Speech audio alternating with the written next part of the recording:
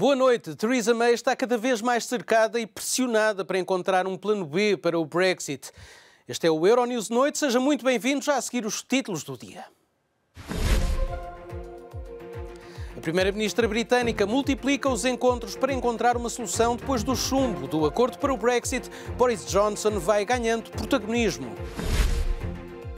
Depois de meses de impasse político, o Parlamento da Suécia reconduziu o atual primeiro-ministro, Stefan Löfven, para um novo mandato.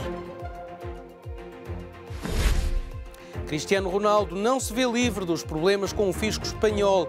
O craque volta aos tribunais de Espanha na próxima semana.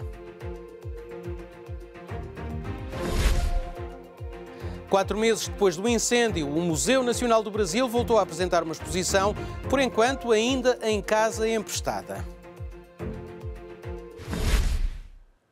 Um plano B para o Brexit é o que procura a primeira-ministra do Reino Unido, Theresa May, depois do chumbo no Parlamento do projeto de acordo com a União Europeia. Enquanto May conduz uma verdadeira maratona de contactos, o antigo chefe da diplomacia, Boris Johnson, diz que chegou o momento de obter mais concessões de Bruxelas.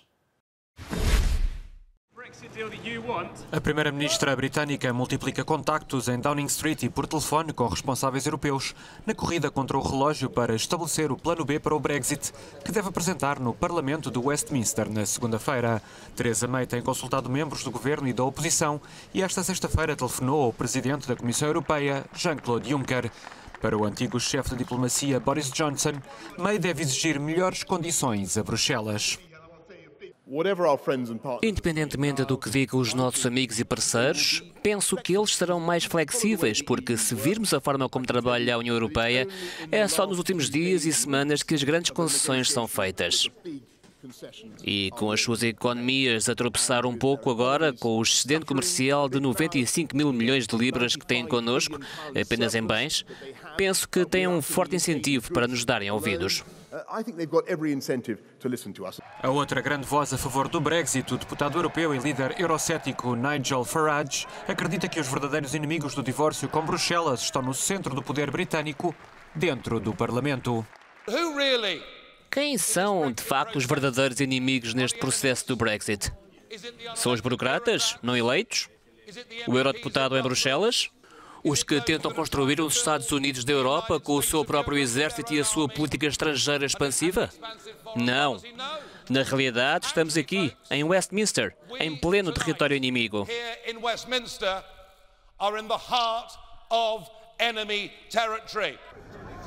A favor ou contra o Brexit, os eleitores britânicos estão cada vez mais impacientes para conhecer o seu destino, a menos de 70 dias da data agendada para a saída da União Europeia. Mas há poucos indícios de progressos significativos nas discussões, até que o debate volte ao Parlamento Britânico na próxima semana.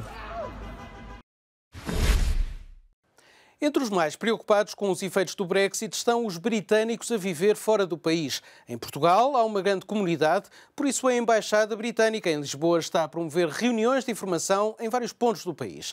A Filipa Soares foi assistir a uma dessas reuniões em Tomar.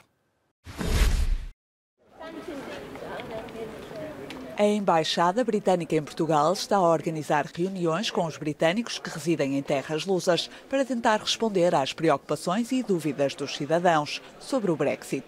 A Euronews assistiu à reunião em Tomar, embora não tenha sido autorizada a filmá-la. No final do encontro, os britânicos continuavam com dúvidas, mas tinham também algumas respostas.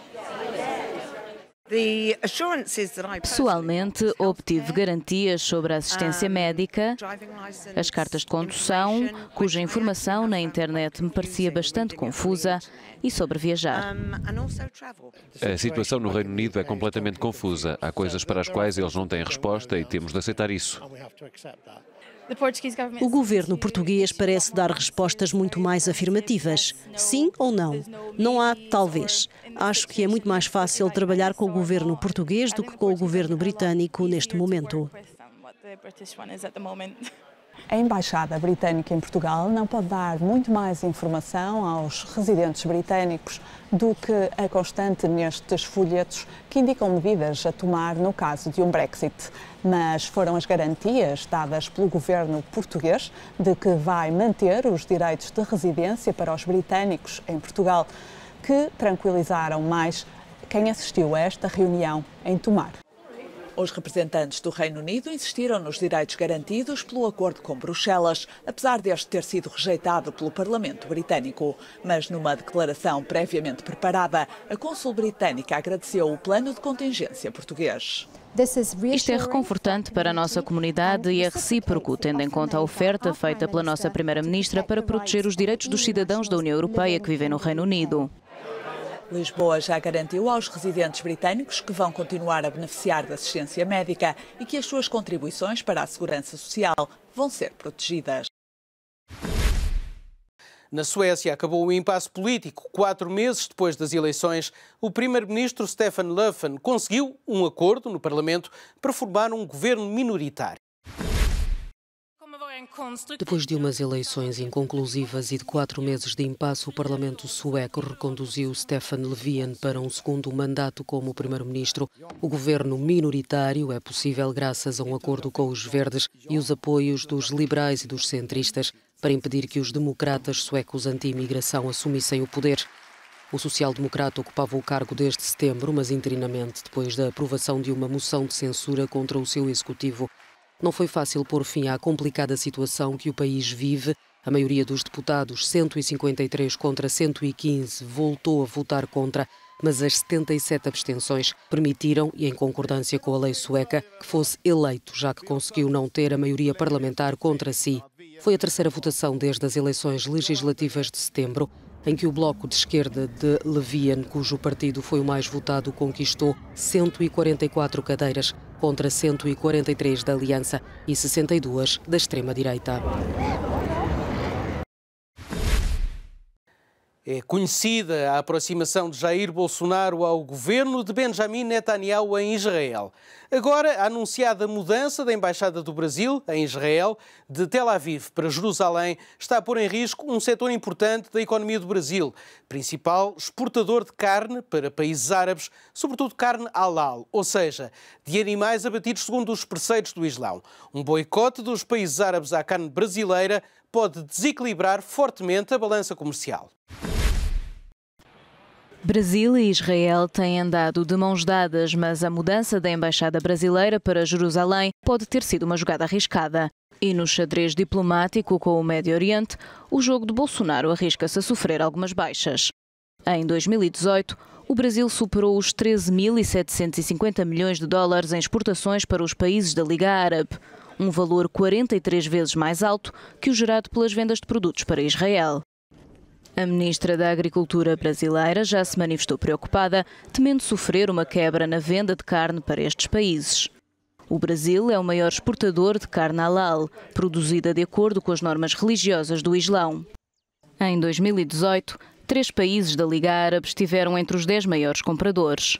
No total, a Liga importou o maior volume de carne bovina do Brasil nos últimos 11 anos. Foram mais de 340 mil toneladas de carne que chegaram a 15 dos 22 países que compõem o bloco, ou seja, 1/5 do volume de exportações alcançado. Ao seguir os passos de Trump, Bolsonaro quis aproximar-se de grandes potências e pôr fim a alianças celebradas pelo governo antecessor de esquerda. Mas a desfeita à Palestina pode vir a custar ao Brasil a consolidação nos mercados árabes. A Ryanair reduziu as estimativas de lucro para o ano fiscal que termina em março deste ano. Para a companhia aérea de baixo custo, a culpa é da muita concorrência este inverno, o que obrigou a baixar as tarifas. Pela segunda vez em 3 meses, a Ryanair lançou um Profit Warning, reduzindo as projeções dos lucros para o ano fiscal 2018-2019, que termina em março. A companhia de baixo custo irlandesa reviu em baixa as estimativas, apontando agora para um benefício anual líquido de entre 1.000 e 1.100 milhões de euros, menos 100 milhões de euros do que a previsão anterior. O presidente executivo da Ryanair disse que a empresa poderá ser forçada a continuar a reduzir tarifas, como fez durante o inverno devido à concorrência intensa e a uma nova revisão em baixa dos lucros, nomeadamente face a consequências inesperadas do Brexit ou questões de segurança. Michael O'Leary alertou que este ambiente de tarifas mais baixas continuará a afastar do mercado concorrentes que se encontram em situação deficitária.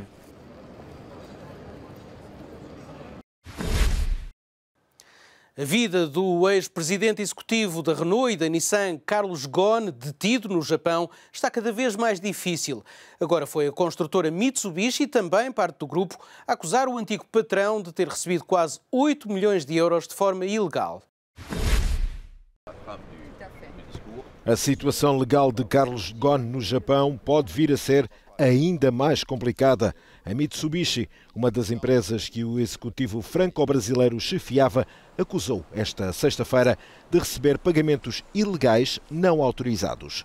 O ex-administrador executivo da aliança Renault-Nissan e ex-presidente dos conselhos de administração da Nissan e da Mitsubishi está detido numa prisão nipónica desde 19 de novembro. As irregularidades de que Ghosn é acusado pelas autoridades nipónicas levaram a uma investigação interna na Mitsubishi para saber se os atos denunciados pela Nissan tinham paralelo na Mitsubishi. As suspeitas foram agora confirmadas. O presidente executivo da Mitsubishi, Osamu Mazuko, já disse que, de acordo com as investigações internas, Ghosn recebeu 7.820.000 euros de forma irregular. Cristiano Ronaldo ainda não se livrou dos tribunais espanhóis. O futebolista português deve voltar a Madrid na próxima semana e comparecer em tribunal por evasão fiscal. A alegada fraude aconteceu no período em que esteve ao serviço do Real Madrid.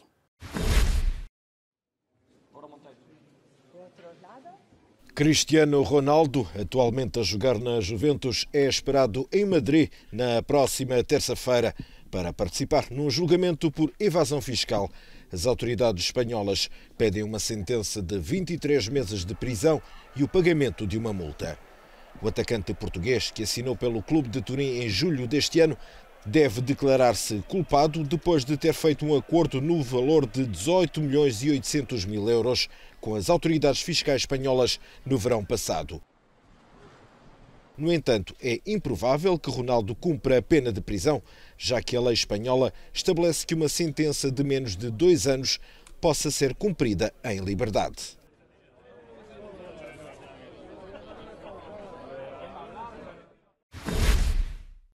José Mourinho pertence ao futebol de alto nível e é lá que quer continuar nos próximos anos. As palavras são do próprio Special One. Numa entrevista ao canal de televisão beIN Sport, o treinador português fez um balanço da carreira e falou dos próximos projetos. José Mourinho diz que é muito novo para a reforma e garante que quer continuar nas competições de alto nível. Em entrevista a um canal de desporto internacional, o treinador português, que foi afastado do Manchester United em dezembro, falou sobre a sua carreira e sobre o futuro no futebol. Estou no futebol há muito tempo. Vou fazer 56 anos daqui a poucas semanas. É muito cedo, muito cedo. Vou ficar onde pertenço. Pertenço ao futebol de alto nível, é aí que vou ficar. Mourinho destacou o segundo lugar do Manchester United na temporada 2017-2018 como um dos melhores trabalhos da carreira. Falou sobre os problemas com alguns jogadores do clube inglês e mostrou vontade de um dia representar a seleção nacional, mas não para já. 4 meses depois de um incêndio que destruiu o palácio onde funcionava no Rio de Janeiro o Museu Nacional do Brasil, fundado por portugueses há quase 200 anos como Museu Real, volta à vida com uma nova exposição. A casa foi emprestada pela Casa da Moeda, curiosamente aquela que foi a primeira sede do Museu Real.